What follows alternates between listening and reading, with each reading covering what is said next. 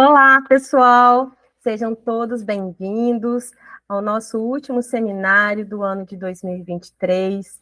É uma honra ter a presença de vocês, a participação de vocês. E, como eu sempre falo, o seminário só existe por conta de vocês, tá? Hoje nós temos uma convidada muito especial, a Debianora. Ela vai falar sobre a saúde mental e o gênero masculino. Obrigada, viu, Debianora, por aceitar o convite e vir contribuir com o seu conhecimento.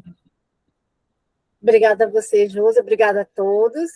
É uma honra também estar aqui, é sempre importante para mim poder estudar. Sempre que eu venho estar falando para a Josi que eu venho falar, eu estudo muito, eu exijo muito de mim para que eu possa deixar alguma coisa. Eu estava falando para ela que o objetivo não é tanto falar sobre mim, é que quando termine esse seminário, a gente consiga pensar um pouco mais sobre nós mesmos, sobre o sujeito na sociedade, porque quando a gente fala em saúde mental, não tem como a gente fugir de conceitos sociais, de construção de comunidade, de como a gente andou e a gente chegou até aqui.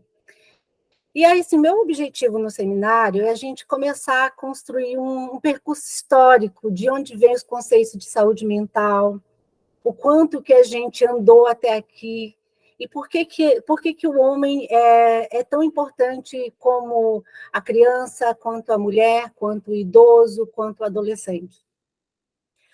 Então, vamos lá, vamos começar. Do percurso que eu achei, gente, muito interessante, a gente tem ideia... Aí, assim, eu não vou compartilhar material com vocês, peguem um papelzinho e caneta, anotem.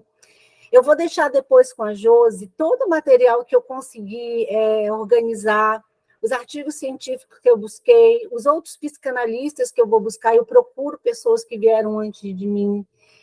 Aquilo que a Josi estava falando, eu também aprendo muito, quanto mais eu sento para estudar, mais eu aprendo, e eu não descarto conhecimento de ninguém. Sempre que alguém traz alguma palavra, alguma coisa diferente que eu não sei, eu anoto. Então, nos meus estudos, eu comecei a buscar a ideia de conceitos, né? De onde que vem alguns conceitos da medicina, da sociologia. Por que a gente... Eu colocou no título a questão de gênero, e depois a gente vai desmembrando isso dentro da psicanálise, porque, para começar, na psicanálise a gente faz uma diferenciação, que nos estudos que eu fui olhar sobre Freud, nas cartas com Fliess, da questão da bissexualidade, então, ali a gente já começa a construir alguns conceitos psicanalíticos, e depois a gente, lá na frente, depois que eu falar do percurso histórico, a gente vai falar sobre o que a psicanálise faz de diferenciação entre sexo, posição sexuada e gênero. São três coisas diferentes. Então, a gente pode dizer que, ao invés de pegar esse conceito de gênero, a gente vai falar da posição sexuada, que é o que a psicanálise usa para falar desse sujeito homem. Então, vamos lá no percurso histórico. O que eu descobri? Descobri que até os meados do século XVIII não era possível a gente encontrar um modelo de sexualidade humana conforme a gente entende hoje. Até Foucault, ali em 1986, mais ou menos, fala que o termo sugerido sexualidade, ali pelo início dos meados do século XIX, é uma coisa muito pós-moderna, uma coisa que a gente foi criando ao longo dos estudos das comunidades. Então, até então não existia vocabulário adequado que dava conta de sexualidade, do que era homem, como é que se designava a mulher, como é que se designava o homem. A concepção dominante que a gente tinha ali nos séculos XV, XVI e XVII, e até antes, na Idade Média, era a ideia de one sex model, que é o que a gente chama de monismo. Eu fiquei, gente, eu não sei nada. O que é o monismo? Vamos lá. Que é o monismo sexual. Esse modelo que se usava para designar o que era homem, o que era mulher, dizia que a mulher era como se fosse um homem invertido. O útero era um escroto feminino, ovários eram testículos, a vulva era um prepúcio. Ali, durante a Idade Média, antes do período moderno, as pessoas já se debruçavam, e desde muito antigamente, né? Mas eu peguei desse percurso Idade Média até a modernidade, depois a contemporaneidade, para a gente construir como é que as pessoas se enxergavam. Porque para a gente entender aonde vai chegar o masculino, o homem, a posição sexual do homem masculino, a gente vai andar nessa concepção. Então, não se tinha esse modelo de dizer, isto é um homem, isto é uma mulher, a mulher é desse jeito, o homem é dessa forma. Então, esse monismo que colocava a mulher como uma mistura dentro da figura masculina, era um modelo de perfeição que estava se construindo. E esse modelo de perfeição, durante essa época, era a anatomia masculina, onde as regras fálicas distinguia perfeitamente o domínio de superioridade masculina e feminina. A mulher era concebida como um modelo imperfeito do homem. E aí a gente vai caminhando. Com esse modelo perfeito do corpo do macho, todas as outras características deveriam e dependeriam desta forma masculina. A relação entre reprodução, sexo e orgasmo, e todas as que seriam seguidas conforme o modelo, deveriam ser seguidas conforme esse modelo masculino. Aí vem a passagem do século XVIII para o século XIX, que começam a se ter as mudanças, né? A gente vem aí o período do moderno, da Revolução Industrial, das cidades, a gente vai fazendo esse percurso histórico, por quê? Junto, gente, com o percurso histórico da construção de conceitos, de como as pessoas se enxergavam enquanto homem, enquanto mulher, também vai sendo construídos conceitos de saúde mental. E é nessas fases aí, como que se constrói o conceito de saúde mental? Porque o conceito social, o contexto histórico, o tempo histórico, falava como as pessoas se cuidavam, como as pessoas procuravam ajuda, aonde procuravam ajuda. E quando tinha esse lugar de ajuda, o que é que se falava sobre saúde mental? E aí a gente pensa, como é que este homem, como é que este modelo de sexualidade era tratado, era visto, era concebido. Então a gente anda mais um pouquinho, vira-se os séculos aí e começa um período moderno. Nessa época, a relação de gêneros, né, e a gente está falando aqui masculino e feminino, se voltava muito para a parte fisiológica, e essa nova modernidade, os novos pensamentos, os novos filósofos, o iluminismo, colocar o homem como centro das coisas, vai levando essa busca do estudo de cuidados com a saúde, a medicina se atualiza, as coisas vão melhorando, os estudos científicos se aprimoram, e aí, nesse contexto, vai se justificando e impondo uma diferença de comportamento moral, feminino e masculino, de acordo com essa sociedade da época. Qual era a sociedade que impunha esses conceitos do que era um homem e que era uma mulher? Nessa época do modernismo, na era moderna, era o capitalismo, o individualismo, o nacionalismo, o imperialista, o colonialista implantado em países europeus. E isso vai se construindo a figura masculina e, junto com ele, a ideia a estereotipia, né, do macho, do viril, vai se colocando cada vez mais esse lugar do homem. E quem é esse homem? Se a gente pensar e voltar bem lá atrás, as primeiras sociedades eram de caçadores-coletores. E talvez nessa época, talvez as mulheres também fossem caçadores-coletoras também, por que não? Né? Por que não falar disso? Então, a gente vai andando, e aí, pela época da Revolução Francesa, começa a vir pensamentos mais modernos. E nessa época, o homem começa a se enxergar, olha só, mulheres tomando lugar, né, tomando conta do salão, e aí começa a vir essa ameaça feminina sobre esse conceito do homem como figura central, como figura poderosa, como figura viril. E aí começam os primeiros estudos sobre lugar da mulher, lugar do homem. Eu anotei aqui que tem um estudioso, que é o Badinter. Ele falava que, durante essa crise de identidade na era moderna, os ecos de feminilidade começaram a ameaçar esta sociedade masculina, vem século XVII, XVIII, e essa crise de que o homem pudesse ser ameaçado vai criando raízes, e as mulheres vão tomando lugar. Então, para construir esse percurso histórico, para entender por que é importante a gente entender de onde que vem o conceito do que era o ideal masculino como um bastão erigido contra a decadência, o homem que representava, em palavras, as pinturas da pedra ideal, da virilidade casta, este homem era o modelo que deveria ser seguido por toda a sociedade. E por que a gente precisa entender essa construção histórica?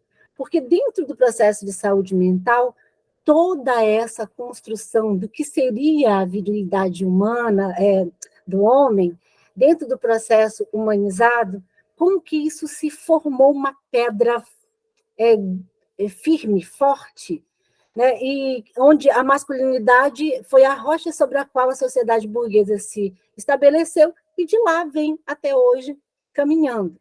Mas, depois, no finalzinho, a gente vai abrir para as discussões, vamos passando o período moderno, chegando na contemporaneidade, o que mudou?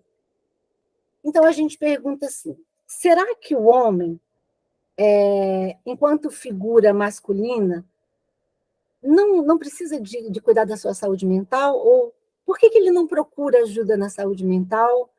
Por que existe esse, como dizer assim, uma espécie de lacuna dentro do processo de quem procura ajuda à saúde mental? E eu fui procurar na fala de psiquiatras, de médicos e de outros psicanalistas quais são os estudos e o percurso de por que este homem não busca a ajuda.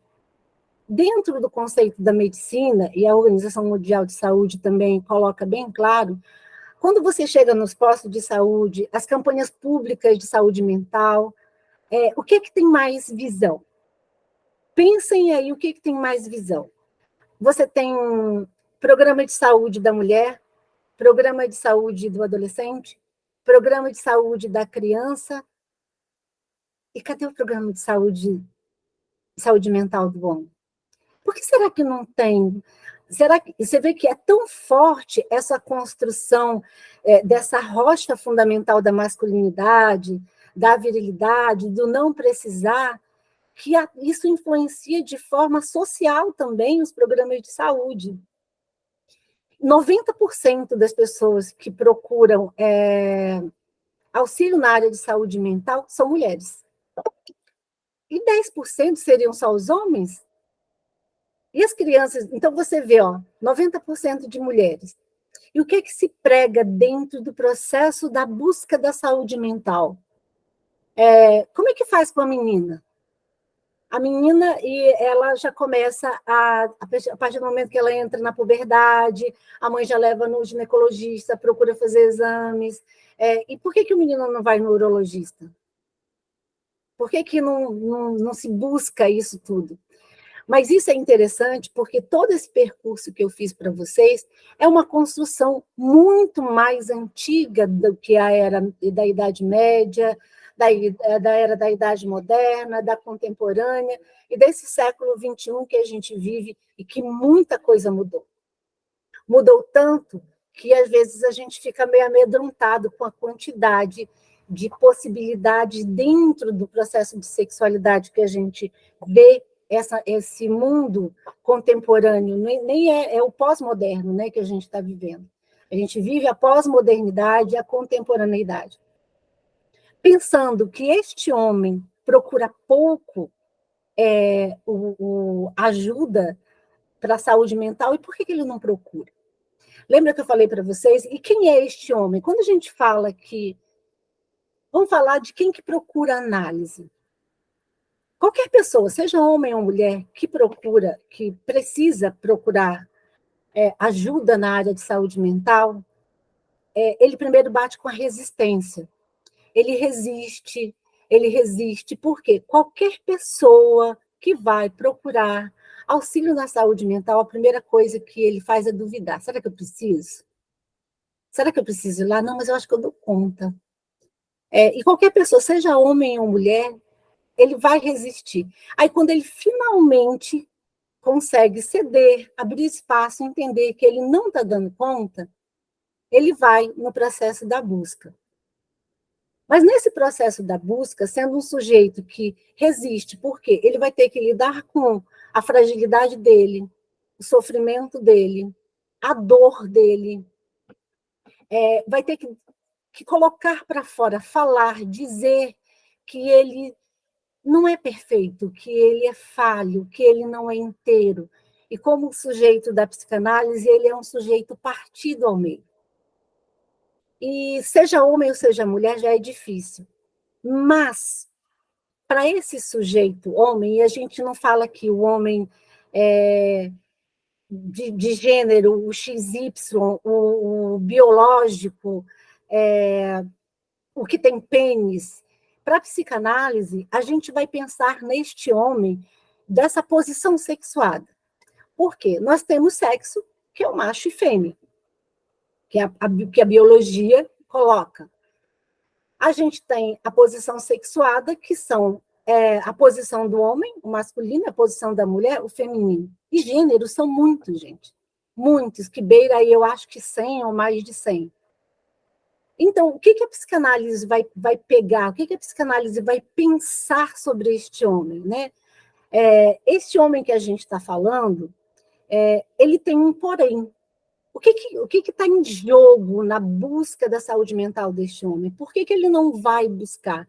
Porque o percurso da história criou essa estereotipia do eu não preciso, eu não durmo faz 3 meses, mas está tudo bem, eu vou dar conta. Eu não estou conseguindo trabalhar, eu tenho dores de cabeça extremas, mas eu vou dar conta. Por que este homem resiste tanto? Porque, de acordo com o que a gente viu, essa construção sobre sexualidade, essa construção sobre gênero, essa construção sobre o que é macho e fêmea, é uma coisa antiga. E é muito cultural, e é muito forte. E aí, quando a gente vai estudando, a gente percebe o quanto essa rocha que foi erguida, falada, construída, esse modelo masculino é tão forte na vida do homem que ele não consegue.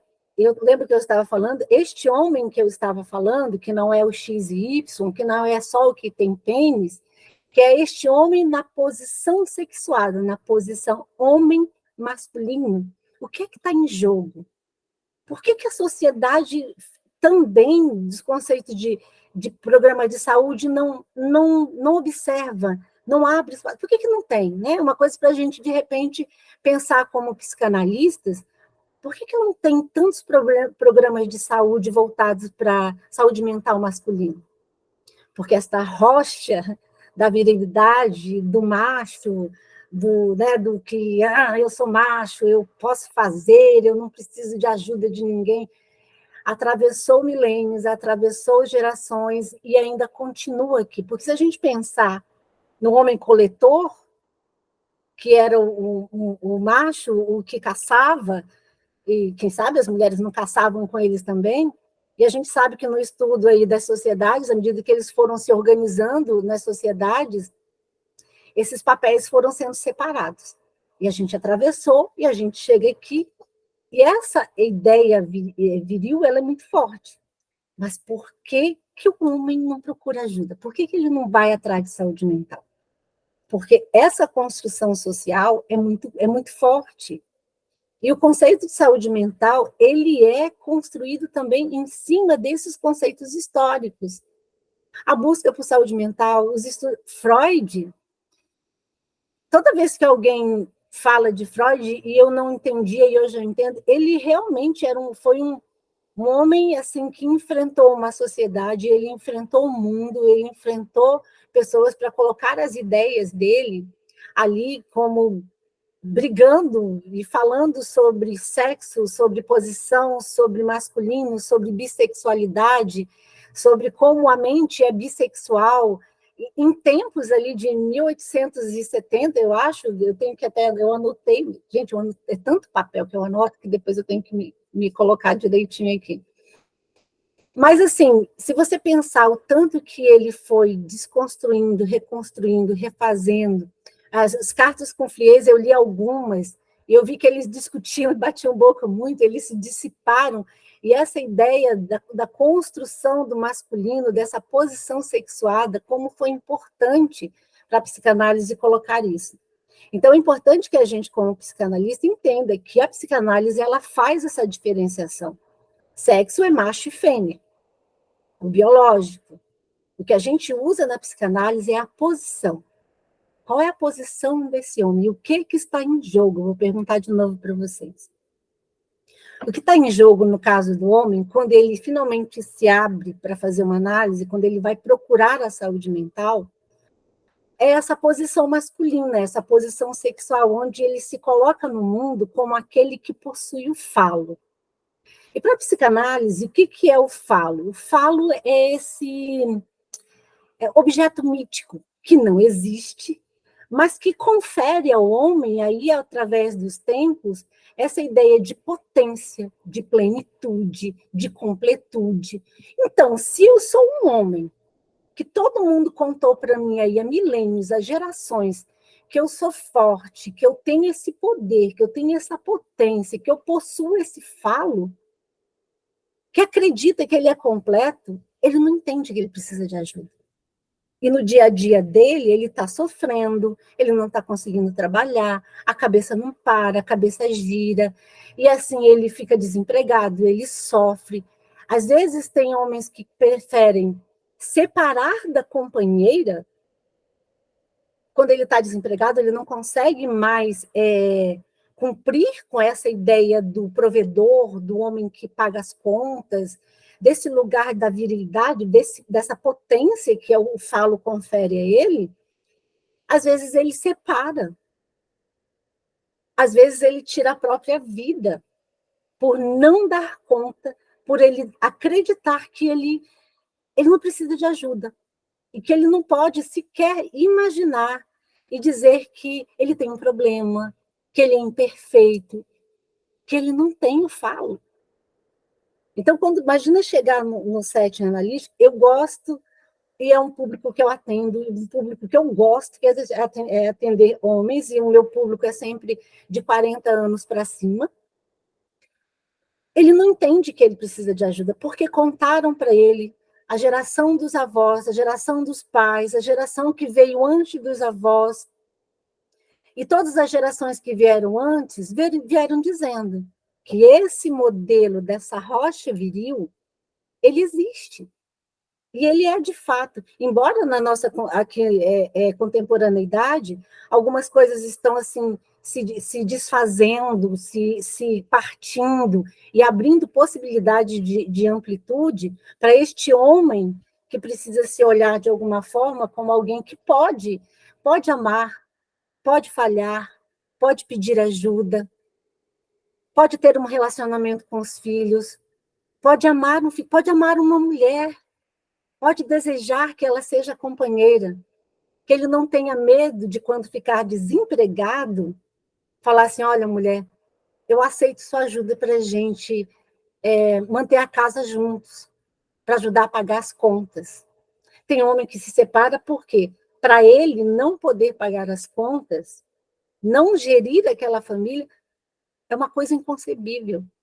Ele prefere separar, prefere tirar, às vezes, a própria vida, do que se render à ideia de que ele não tem esse poder. Então, assim, essa ideia de que eu não tenho falo, e na clínica psicanalítica, eu vejo em loco a dificuldade que eles têm. E, às vezes, eles preferem que seja um homem que os atenda, porque ali está entre eu já vi colegas psicanalistas falando assim, às vezes eu vou atender os homens e aí eles me convidam para o churrasquinho, ele convida para ir numa resenha. É tipo assim, se você for meu amigo, eu não preciso falar que eu sou falho, eu não preciso falar de mim. Que é essa resistência que vem na análise, principalmente desse gênero, deste homem, que quando ele consegue abrir a possibilidade de que ele não tem esse falo, é dizer, eu preciso de ajuda. Eu não estou dando conta, eu sou falho. E para um homem dizer que ele não está dando conta é muito difícil. Normalmente, na clínica, o que a gente vê, e a gente pode assim, aqui dizer com segurança, que o homem ele é muito resistente para procurar ajuda. E quando vai no processo, ele disfarça, ele diz que está tudo bem, que ele não precisa. É muito difícil até ele conseguir abertura, até que ele vai entendendo que ele precisa de ajuda. Então, o que está em jogo dentro do processo da análise, dentro do que a psicanálise concebe como saúde mental do homem, é desmistificar, é abrir espaço para que ele tenha essa segurança ou essa dor também de abrir o jogo e dizer assim, eu não dou conta, eu estou precisando de ajuda. E para um homem dizer isso é muito difícil, porque ele foi ensinado que ele pode tudo. A construção histórica dele diz que ele pode tudo. A ideia de masculinidade diz que ele pode tudo. Então, assim, tudo o que a gente vê em termos de construção da saúde mental do homem é que, se agora na modernidade, e a gente não tem, que nem eu perguntei para você, será que esse homem não deseja saúde mental? Então, a gente vê que a dificuldade, essa lacuna que se colocou dentro do que é a saúde mental masculina, o que é a saúde mental do homem, enquanto posição sexuada, é que, inclusive, eu estava assistindo uma live, eu acho que dos colegas da psicanálise do campo, que ele estava falando que tem poucos estudos, e tem, gente, eu fui pesquisando assim, tem poucos estudos sobre a saúde mental masculina dentro do processo da psicanálise e até mesmo na história. Você fica pescando ali, alguns que se debruçaram, aí você encontra muito na antropologia, na sociologia, nos estudos das comunidades, mas quando você vai para esse lado da saúde mental, ainda é recente esses estudos. E por quê? Porque quando a gente pensa de onde que a gente pode começar a buscar, a captar esse homem, a abrir espaço para que ele entenda que sim, ele pode, porque o que o homem tem medo hoje, né? Quando a gente vê alguns movimentos, e agora a gente vai buscar a ideia dos movimentos. Eu queria muito, quando eu pensei nesse seminário, não me debruçar sobre sintomas, porque para a psicanálise, a gente se debruça sobre o desejo. O que é o desejo de um homem na posição sexuada de homem e masculino? O que será que um homem deseja? Já que foi construída essa sociedade nessa rocha da virilidade, o que para a gente na psicanálise é esse falo, essa potência, acreditar que eu sou completo. Olha como é forte para um homem acreditar que ele é completo, que ele não precisa de ajuda. Que se ele tiver que reconhecer que ele é fraco, e talvez não seja a ideia de fraco, reconhecer que ele é falho, ou que ele tem alguma fraqueza, que ele tenha fragilidades. Se ele pensar que ele tem fragilidades, ele não se sente homem o suficiente. Porque se o avô contou, o pai contou, todo mundo disse que ele era, e quando ele se vê na dificuldade, ele prefere ir ao extermínio do que pedir ajuda.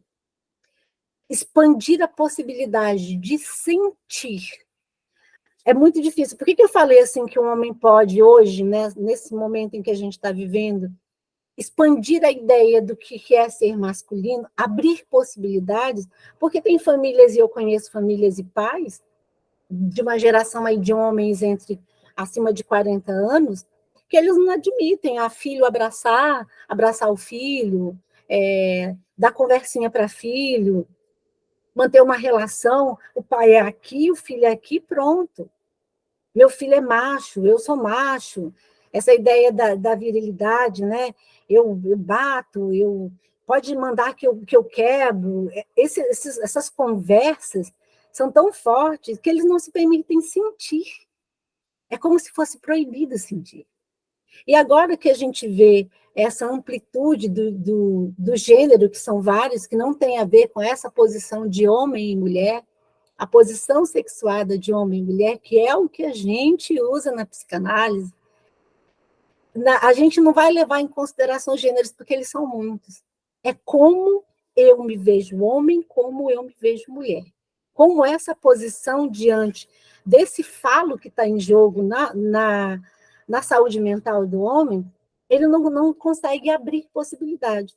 E se esse homem contemporâneo abrir, expandir a possibilidade do que é ser homem, ele vai se permitir amar uma mulher, que nem eu já falei, ele vai se permitir errar. Por quê? Quando o homem erra, e se ele faz alguma coisa, às vezes eles falam assim na análise, não, porque o que a gente lembra do processo analítico? A culpa é sempre do outro. E para o homem é muito maior, gente. Eles fazem um jogo, eles fazem qualquer coisa para não entrar na possibilidade de admitir que estão sofrendo. Não, porque a minha mulher é assim, é assado, minha filha é assim, é assado, meu patrão é assim, é assado. E você? A justificativa vem, a justificativa vem, a justificativa vem, mas eles não conseguem falar do sofrimento deles de forma clara.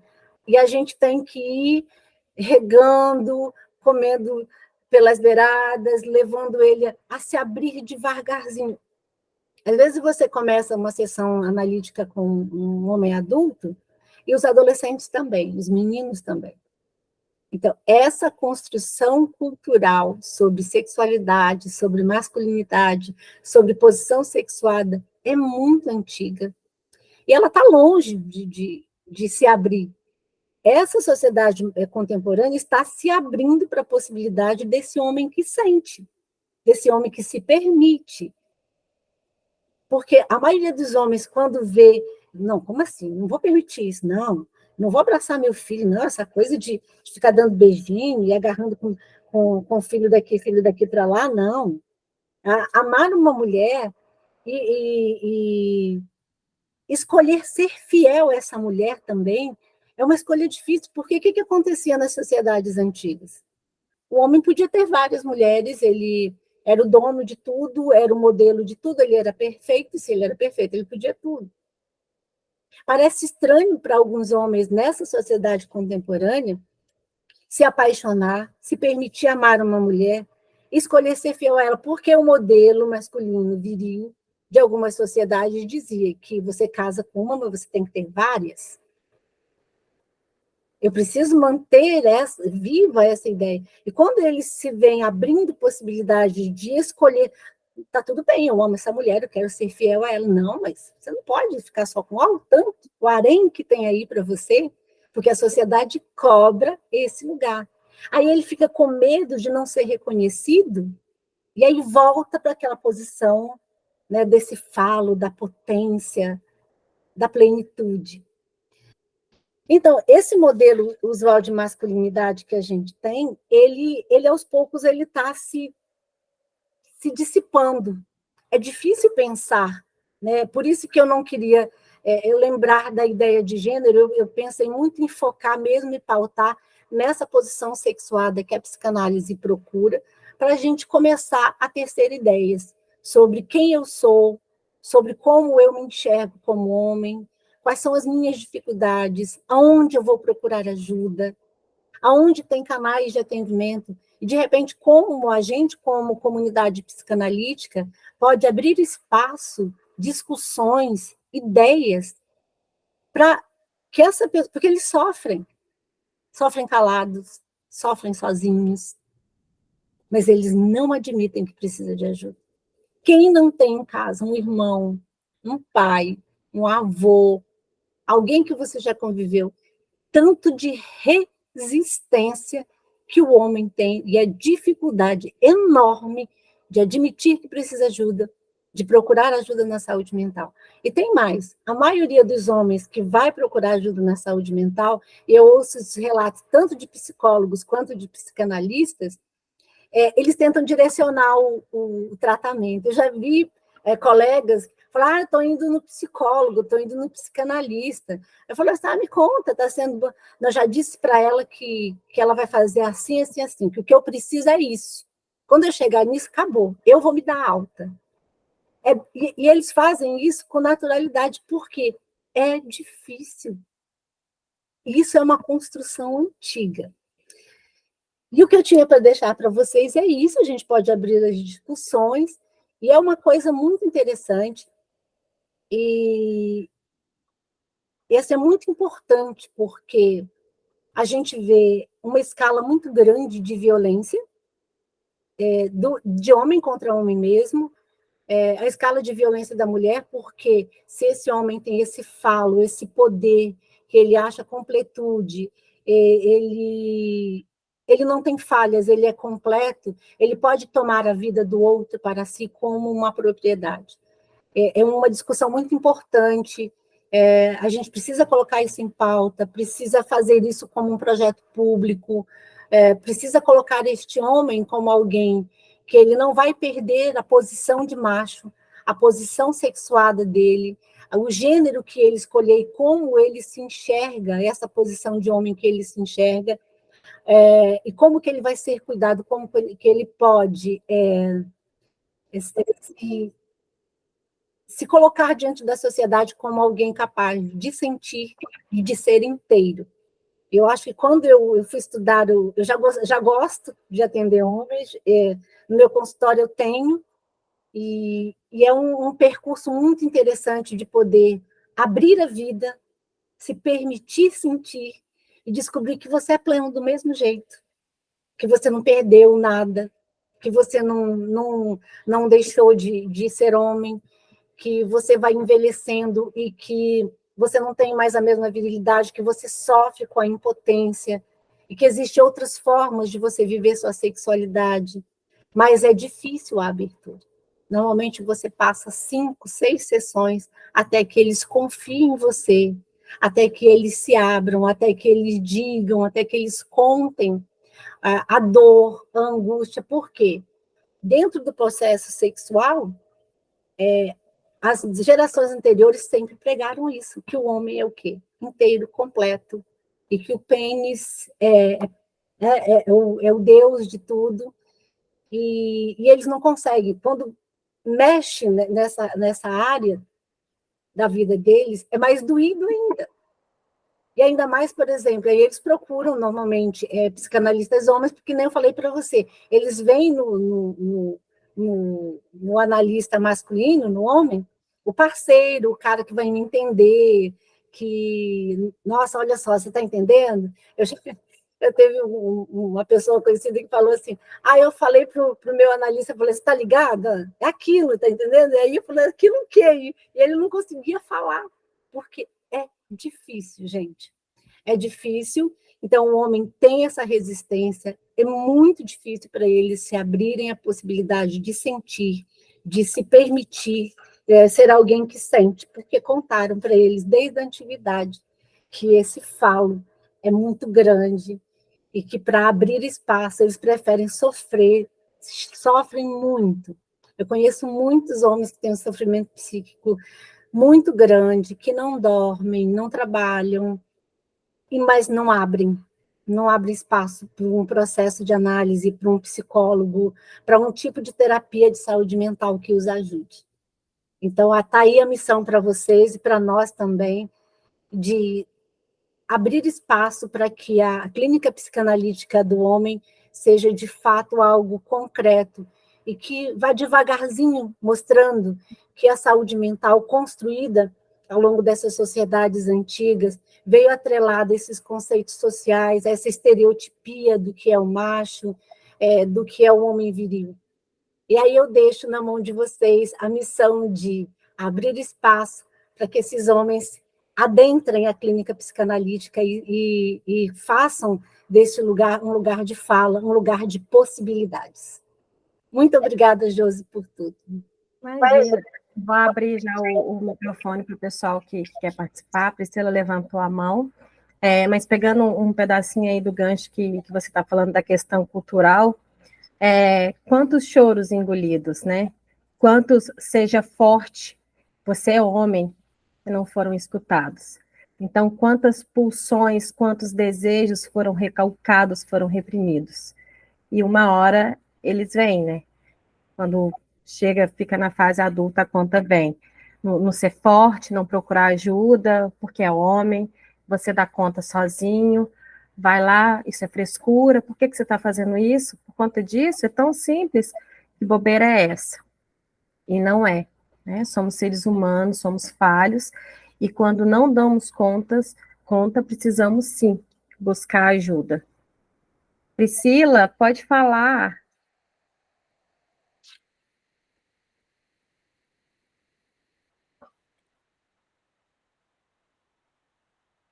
Seu microfone está fechado, Priscila.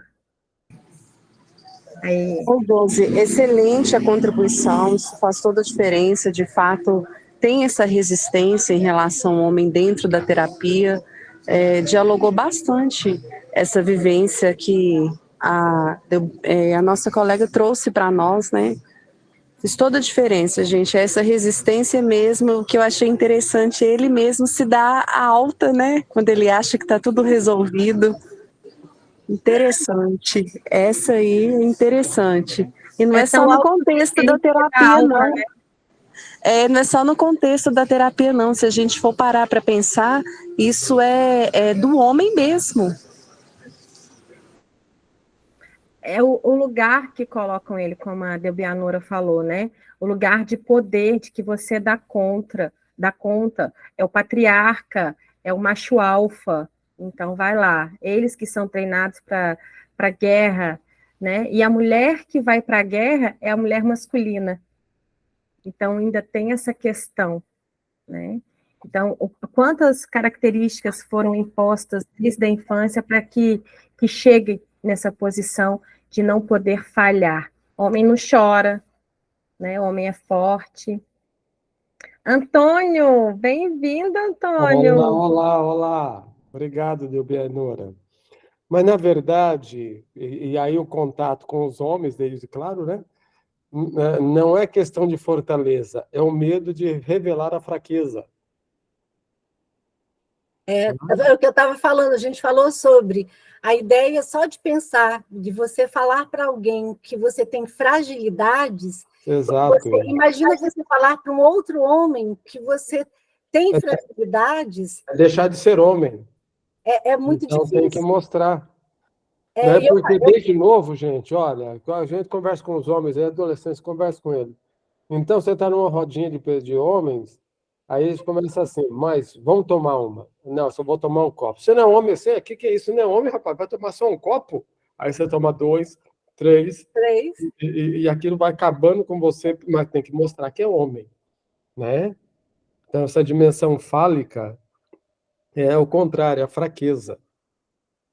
A gente estava falando, eu falei, Antônia, que eu falo que é esse objeto mítico que confere ao homem essa plenitude, essa potência, essa completude, na hora de você... E eles não sabem, né? Isso tudo são questões inconscientes. São questões inconscientes, Exato. Históricas, geracionais, transgeracionais, que vão de um para o outro. E o adolescente também, gente, o adolescente na posição sexuada de homem, ele já tem muito isso.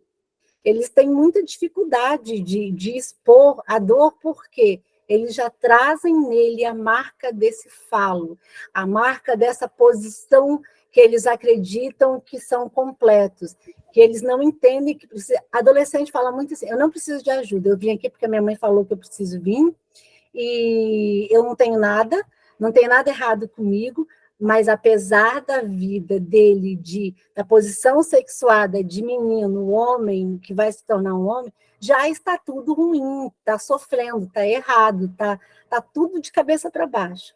Mas é isso que o Antônio falou, é muito forte. Tipo assim, você não é homem? E é o desafio muito do adolescente, de você se desafiar a fazer aquilo, porque você não pode mostrar que você tem fragilidades, que você tem falhas, que você é partido ao meio.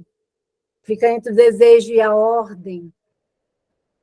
Aí, tem gente que abriu, levantou a mão. A Flávia. Flávia. Aqui, pessoal. Primeiramente, quero parabenizar a Delbianora pelo tema escolhido, fantástico, sensacional. E dizer o seguinte, no finalzinho você falou muito sobre deixar para nós esse desafio, né, de trazer para a nossa clínica esse tema. E eu fiquei pensando, ela está certa realmente, a questão da construção da sociedade ao longo dos séculos em relação aos homens, mas o nosso desafio, então, enquanto psicanalistas, é desconstruir. Né? Tudo é um trabalho difícil, né? A gente sabe que trabalhar com psicanálise não é fácil, é desafiador, eu acho, independente da situação de quem está ali diante de nós, né? Então, a gente conseguir lapidar aos poucos essa desconstrução da nossa própria sociedade. E eu percebo que, como você mesma disse, isso está acontecendo muito aos poucos, mas já está acontecendo. E eu acredito muito na questão da educação, da gente trazer cada vez mais esse tema para a roda, sabe? Fazer mais seminários, falar mais sobre esse tema nas redes sociais, que hoje é o principal meio de comunicação, são as redes sociais. Então, levar esse tema para as redes sociais, trazer isso para debate o tempo inteiro, o tempo todo, para a gente conseguir, aos poucos, ir desconstruindo isso na vida dos homens, né? Para que eles saibam que eles podem, sim, ter sensibilidade, que ser sensível não está associado a não ser mais ou menos homem, né? É tudo uma questão de equilíbrio, como eu tenho aprendido nos últimos tempos, né? Equilibrar ali o masculino e o feminino para a gente alcançar uma melhor qualidade de vida, qualidade da nossa saúde mental, principalmente. Meus parabéns pelo tema, adorei. E que vai além da sexualidade, é o ser humano, né? Em todo o seu contexto, em todos os seus sentimentos, na sua totalidade. Mais alguém para falar?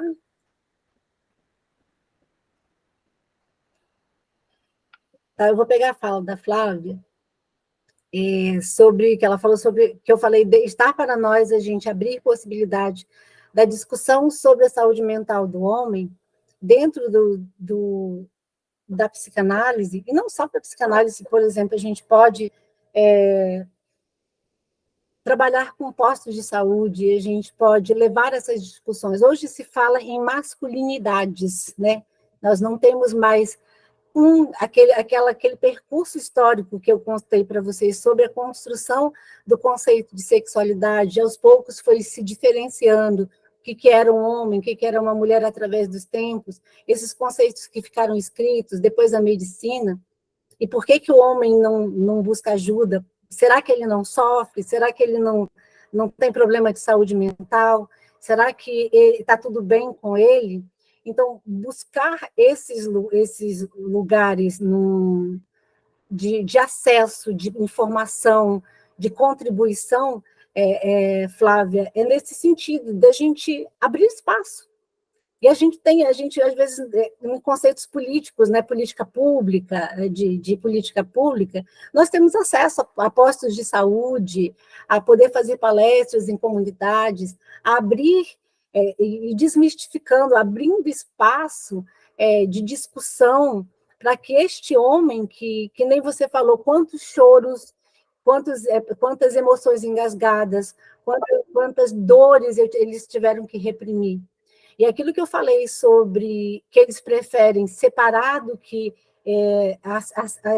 aceitar que eles são falhos, que têm fragilidade, que não dá conta de pagar as contas, é muito sério, principalmente na questão do suicídio. Quantos homens chegam ao ato, de fato, as tentativas, né? A gente pode até falar assim, às vezes não pega o conceito correto, as tentativas entre homem e mulher, o número de tentativas entre as mulheres é muito maior, mas quem chega ao ato, de fato, são homens. Isso mostra tanto que o sofrimento psíquico dentro do processo da saúde mental masculina nessa posição sexuada do homem, homem masculino, o quanto que é sério, o quanto que este homem é pressionado. E quando ele não consegue, quando ele não dá conta, ele se torna essa pessoa violenta, um homem que mata, um homem que destrói, um homem que não consegue, às vezes, abrir mão de um objeto amado, por entender, por exemplo, eu vou acabou um namoro, uma relação, qual é a ideia que ele tem? Que ele é pleno, que ele é grande, que ele é potente. Por que ela está me deixando? Não, eu não posso abrir mão desse objeto, porque eu sou completo, eu sou inteiro, eu sou macho, eu sou um homem. Se eu sou tudo isso, por que ela está me deixando? E entra num sofrimento psíquico, porque não consegue fazer luto, não consegue perder, porque esse objeto mítico, que é o falo, que é o poder, a potência, a virilidade, está tão inculcada nele, que em muitos casos que a gente vê, que não só não abre mão do objeto amado, não consegue viver o luto da perda por entender que ele é inteiro, como assim ela vai me deixar? Por quê? Eu sou pleno, eu sou um macho, eu sou um homem. Então, se eu não vou ficar... Aí, às vezes, tira a vida do outro, tira a própria vida. Isso é sofrimento. Então, quando a gente se depara com a ideia do sofrimento mental, do sofrimento psíquico, que todas as pessoas sofrem, então, homem, mulher, criança, adolescente, todo mundo tem algum nível de sofrimento, algum nível de angústia.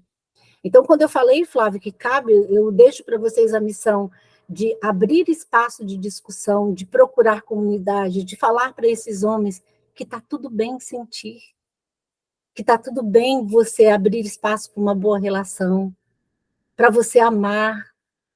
Porque tem homem que fala assim, não, essa coisa de apaixonar não é para mim, não. Amar, não, amor é coisa de... Não vou falar o que os homens falam, amor é coisa daquilo, amor é para quem não é macho, essa coisa de ficar namorico, não, macho que é macho não age desse jeito. Foi aquilo que o Antônio falou, que está um homem na roda de bebida e fala assim, eu vou tomar só um copo de cerveja. Que isso, você não é macho, não? Aí você toma um, você toma dois, você se debilita, mas não abre mão do lugar de fala. É um ciclo do meio da castração, né? O que mais que eu posso perder? O que mais pode me ser castrado se eu não ceder esse desejo do outro, né? Para não perder minha posição. E esse falo. A Fabiana levantou a mão. Fabiana?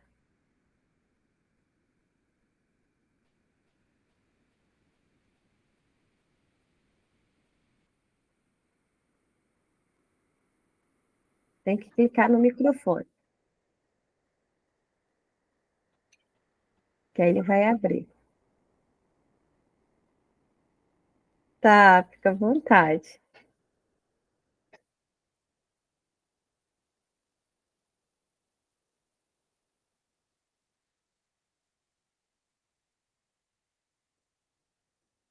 Você clicou em cima do microfone?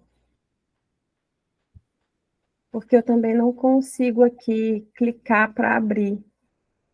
Tem que ser você mesmo.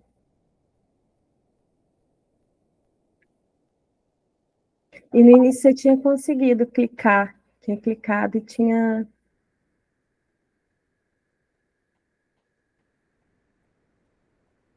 Não está conseguindo? Agora eu consegui. Eu tô no celular, acho que eu apanho um pouquinho no celular. Não, tranquilo. Então, eu fico refletindo um pouco, sabe? Porque ainda assim, né, com tudo que a gente discutiu dessa questão do homem, né, de toda essa pressão que ele sofre, ainda assim eu acho que o homem, na nossa sociedade patriarcal, né, a socialização masculina, ela privilegia muito o homem em relação às mulheres, né?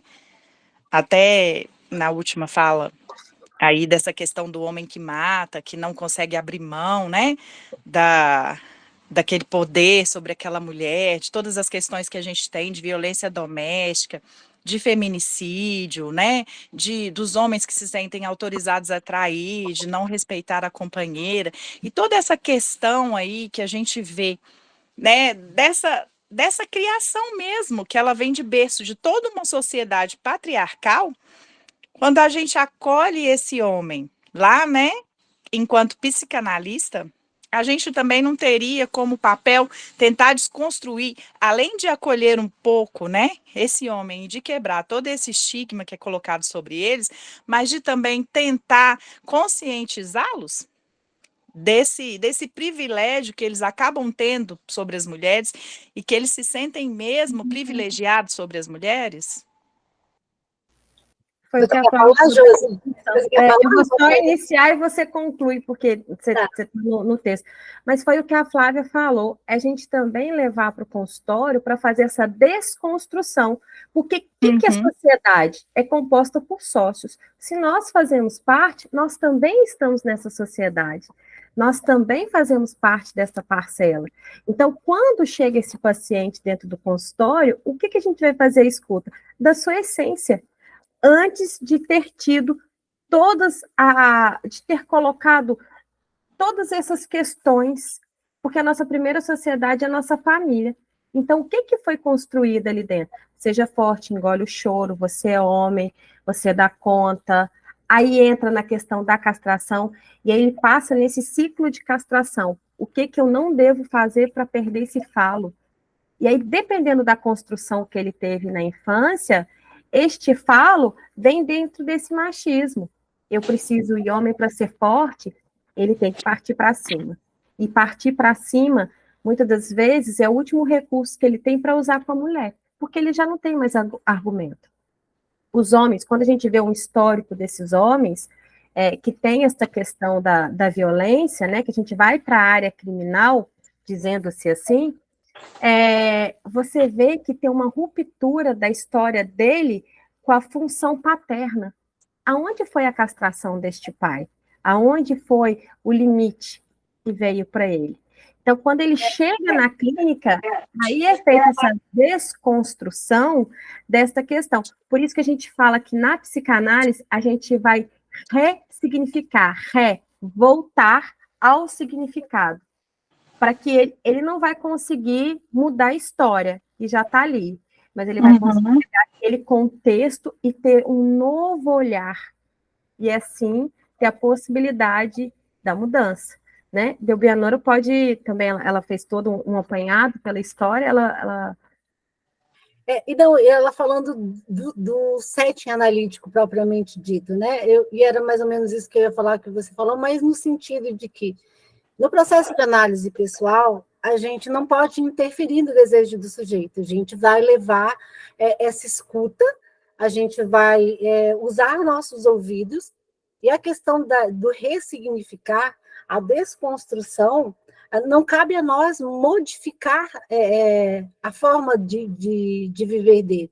E me lembra muito uma fala durante o processo de formação, que às vezes, por mais que você tenha um bom processo de análise, por mais que você faça todo um percurso, que ele consiga ressignificar, que ele comece a elaborar as dificuldades, eu vou levar em consideração o que você falou sobre, porque esse privilégio é deles, e foi isso que eu falei desde o início, é uma construção, mas dentro do setting analítico, dentro desse processo, não cabe a nós modificar a forma como ele se vê, como ele deseja, como esse desejo vem multifacetado, vem escondido por trás de todo esse percurso que ela falou, como ele foi construído, como ele se constitui sujeito, como ele foi ensinado.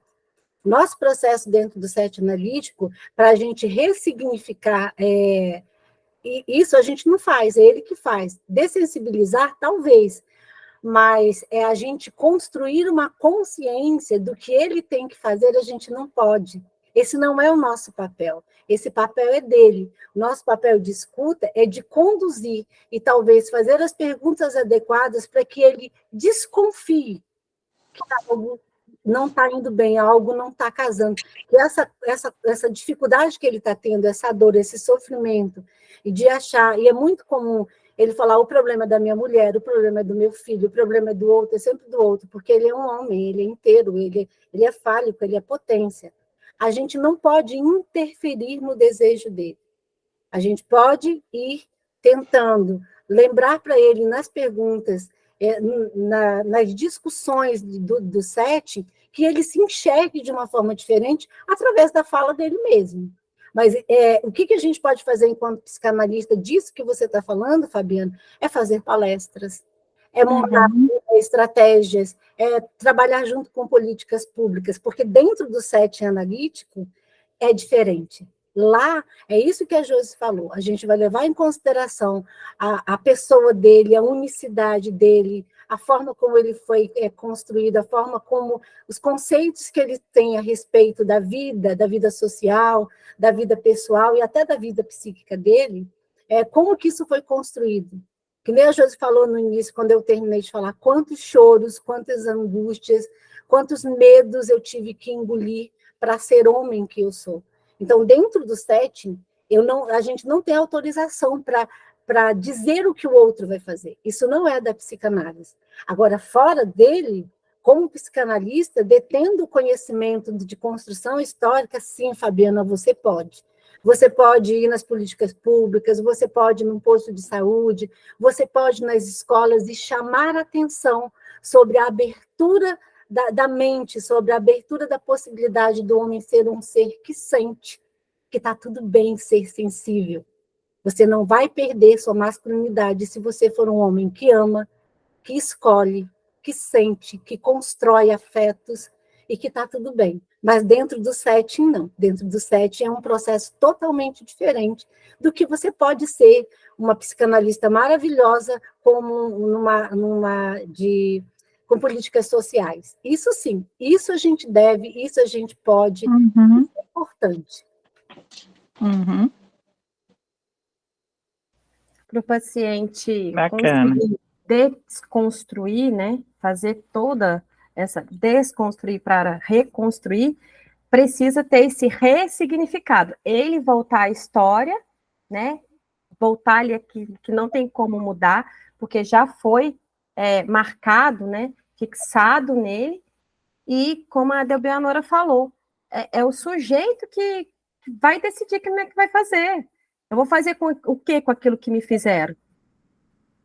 E tem gente que não dá conta. A gente também tem que levar nesse ponto da análise, que às vezes a gente sabe que está errado, a gente sabe que não é esse o caminho, que é difícil, mas quantas vezes eu já ouvi assim, eu não dou conta de mudar.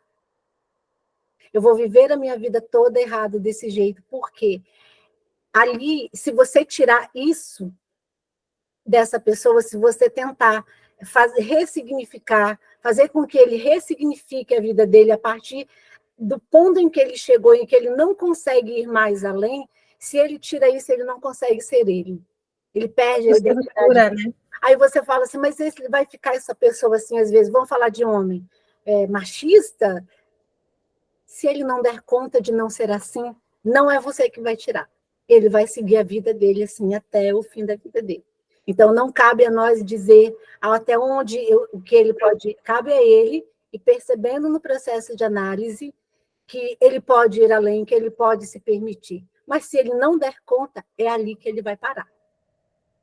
Porque às vezes é aquilo que estrutura o sujeito, né? Como é que você tira a estrutura? Aí é onde que a pessoa não dá conta, ela surta. Quando ela desestabiliza. E aí, muito bem pontuado, Delbianora. Flávia também levantou a mão.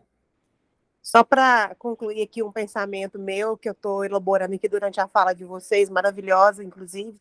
Parabéns a todas. Fabiana também trouxe um tema importante para a gente estar completando aqui, né, o seminário.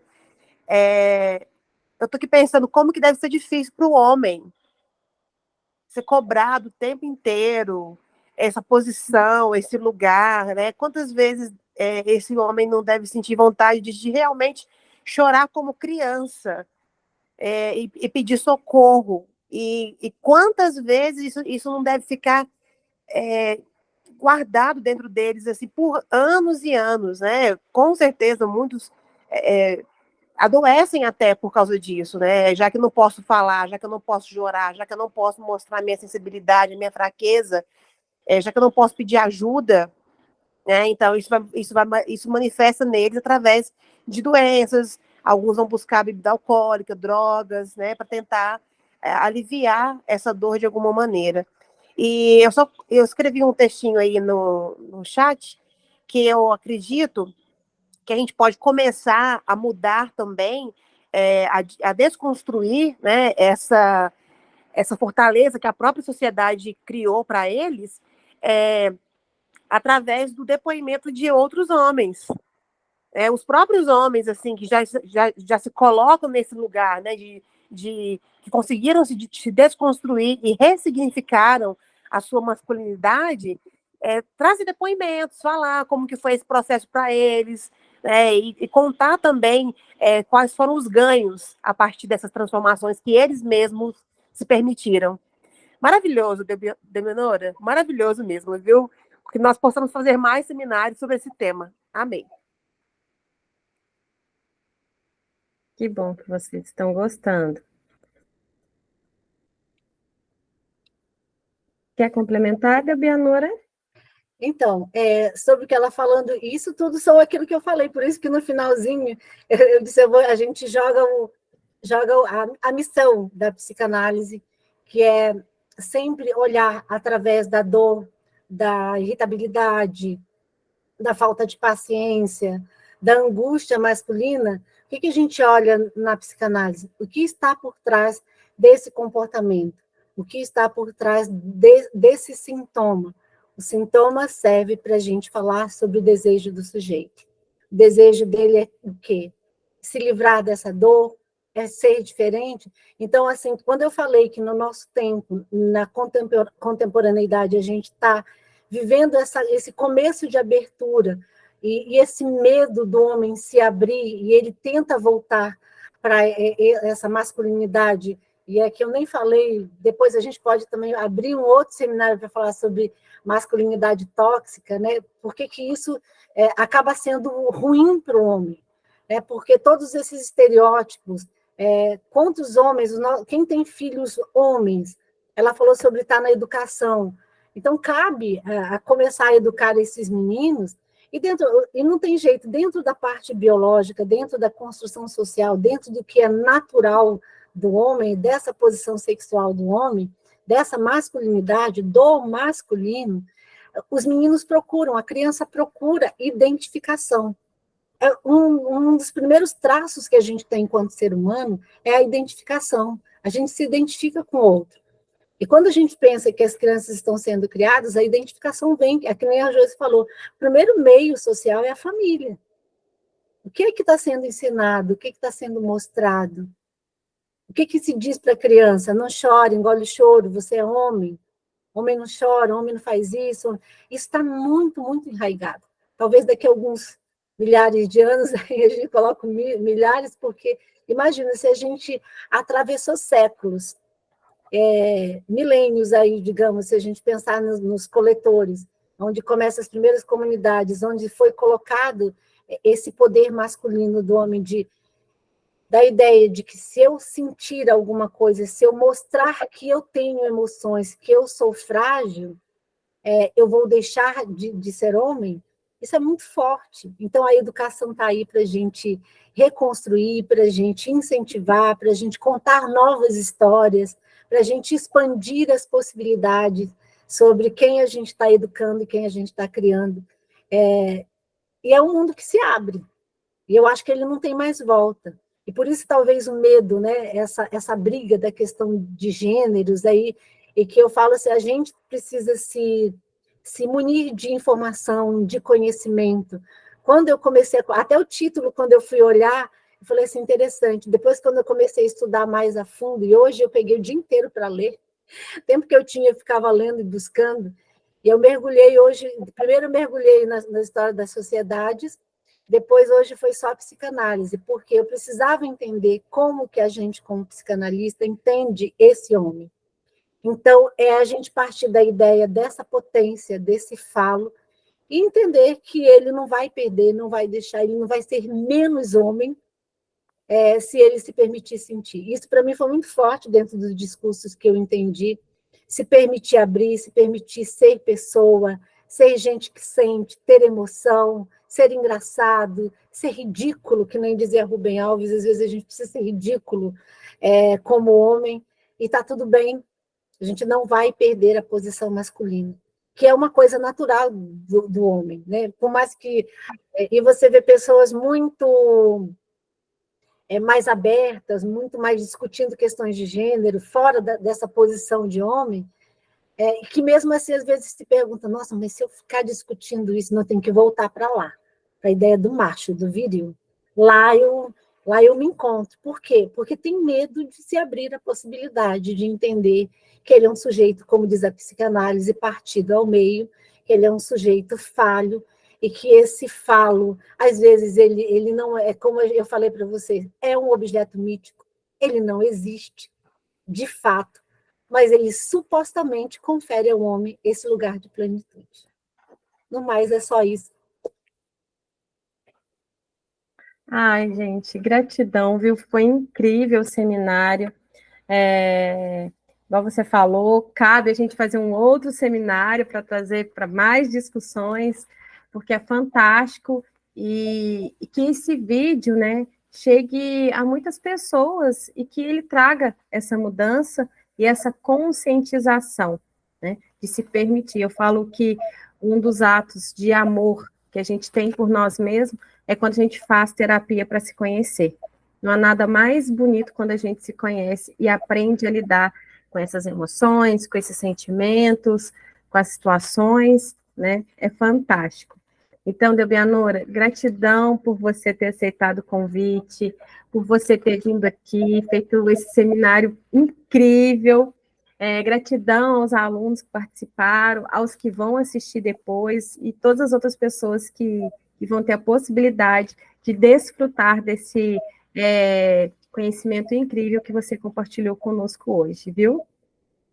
Obrigada, eu estou à disposição sempre. É sempre um prazer poder contribuir de alguma forma para que dentro do pensamento psicanalítico, dentro desse processo que a gente se torna diferente, atravessados pela psicanálise, eu possa estar aqui mais vezes ajudando e aprendo muito. Cada seminário é uma experiência maravilhosa. Muito obrigada. Nós que agradecemos. Até a próxima, pessoal. Gratidão, foi ótimo. Tchau. Obrigada, pessoal. Um abraço. Um abraço. Obrigada, gente. Um abraço.